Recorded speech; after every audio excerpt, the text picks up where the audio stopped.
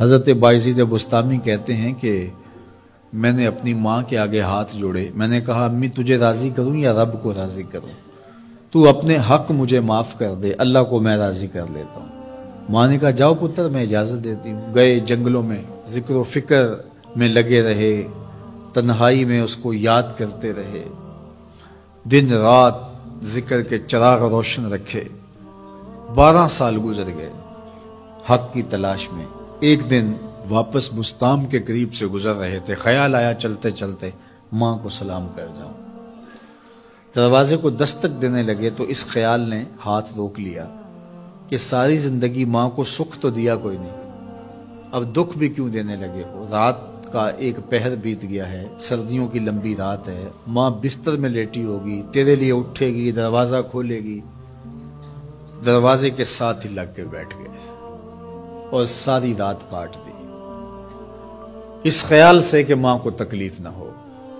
جب سحری کا وقت ہوا تو اندر سے جو نالی آتی تھی اس نالی سے پانی آیا، سمجھ گئے میری ماں تہجد کے لیے اٹھی ہے اور وضو کا پانی ہے، تو فوراً دروازے پہ دستک دی۔ اندر سے آواز آئی بیٹا بایزید میں ابھی آئی۔ مائیں بیٹوں کے دستک کے انداز سے جان لیتی ہیں یہ کس بیٹے کے ہاتھوں کا لمس ہے۔ 12 سال کے بعد آئے، دستک دی، کہا بیٹا بایزید میں ابھی آئی۔ ماں کی تو نگاہیں ہی دروازے پہ رہتی ہیں۔ اللہ اکبر۔ کہتے ہیں کہ ماں نے دروازہ کھولا، 12 سال جنگلوں کی خاک چھانتے بیت گئی تھی، پراگندہ صورت، بکھرے ہوئے بال، پھٹے ہوئے کپڑے۔ میری ماں کی جب نگاہ میرے پہ پڑی تو اس کی چشمان سے موٹے موٹے آنسو ٹپکنے لگے اور اس نے ایسے ہاتھ پھیلا کے کہا مالک میرا بیٹا بایزید تیری طلب میں نکلا تھا، تو نے ابھی تک اسے اپنا قرب نہیں دیا۔ حضرت بایزید بستامی کہتے ہیں 12 سال کی ریاستوں سے جو کچھ نہیں ملا تھا ماں کے اٹھے ہوئے ہاتھوں سے مل گیا۔ میں نے کہا مالک میں تجھے کہاں ڈھونڈ رہا ہوں، تو کہاں موجود ہے؟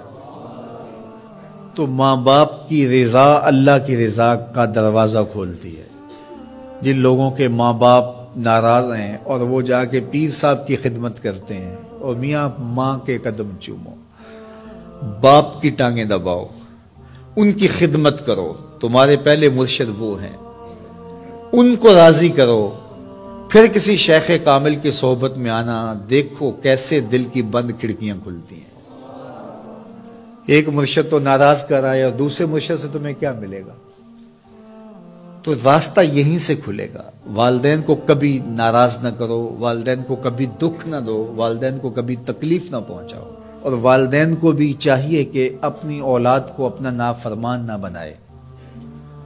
ایک بزرگ فرماتے ہیں کہ مجھے برابر 30 سال ہو گئے ہیں کہ میں اپنی اولاد کو کوئی حکم ہی نہیں دیا، کوئی حکم نہیں دیا۔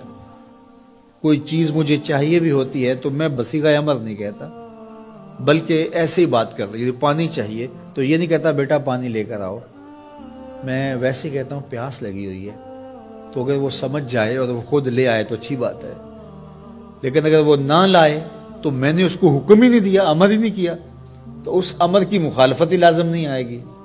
تو کہا 30 سال برابر گزر گئے ہیں، میں نے اپنی اولاد کو حکم نہیں دیا کہ کہیں وہ میری نافرمان نہ ہو جائے، چونکہ اگر وہ نافرمان ہو گئی پلے کچھ نہیں رہے گا۔